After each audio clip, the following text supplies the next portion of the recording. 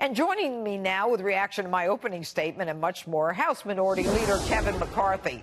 All right, good evening, Congressman.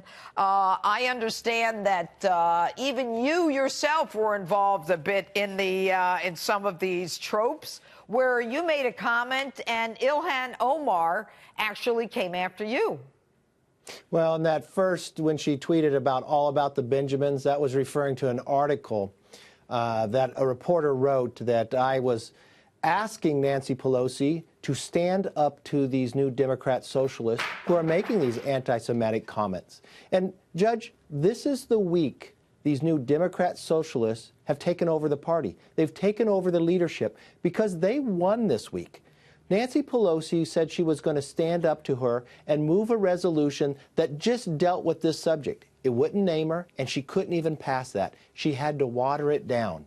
They now own the Democratic Party, which is now the Democrat Socialist Party. And you were correct. When you appease, history has taught us, there is a rise of anti-Semitism. We already stood up to Congresswoman Omar just a few weeks ago, and she just repeated it, even, which I believe worst, questioning the allegiance and the alliance of American Jews. Could they be true to America? We heard these questions asked, history in the past, and what did history say? And we can never allow that to repeat itself.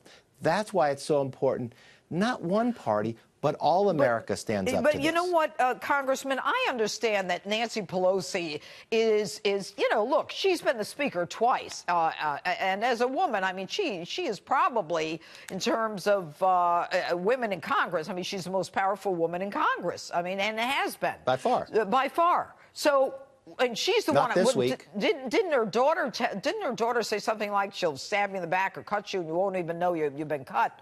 So yes. Why did she bend? What happened? Is she worried that these young women are going to take over? Is she watching the attention that they're getting and therefore is concerned about her own future? Well, remember what took place. She was on the cover of the Rolling Stones with the young new congresswomen who call themselves Democrat socialists. That's not what I say. That's what they call themselves. Right. Then we heard the comments that Congresswoman Omar said. You had the Jewish members stand up and say, this is wrong, she should apologize. And then the Democrat leadership said, we're going to stand up, because last time it was the Republican Party who stood up and brought it to the floor. Right. But they had to backtrack. We know Speaker Pelosi is a very strong woman, but she lost this week. She had to backpedal and say no, she couldn't bring that to the floor. Why? And then she had I still don't know why. Congresswoman Cortez stood up and defended Congresswoman Omar. You had the new progressives that are running presidentially. So you got three women there. They're going to scare Nancy Pelosi? They did, and I think that is the new movement in this Democrat Socialist Party. They have overtaken this leadership. You watched it happen this week. This is the mark of the date of the week that they have now overtaken the Democratic Party. And I'm going to ask you one last question. Bernie Sanders made this statement. He said, what I fear going on in the House is an effort to target Congresswoman Omar as a way of stifling debate, and that's wrong. I mean, talk about turning the aggressor into the victim. I mean, and then, by the way, she's taken a victory lap. She never even apologized to anyone. She's going to double down again. Think of this. The first time she went forward, when the Republicans threatened to bring a resolution to the floor, the Democrats said she needed to apologize. This time, she repeats it, and they don't even say she has to apologize. When we had somebody of our own party in the Republican Party say something that we disagreed with as Americans, disagreed with as the party of Lincoln, the Republicans stood up and removed him from committees. The Democrats keep her on foreign affairs.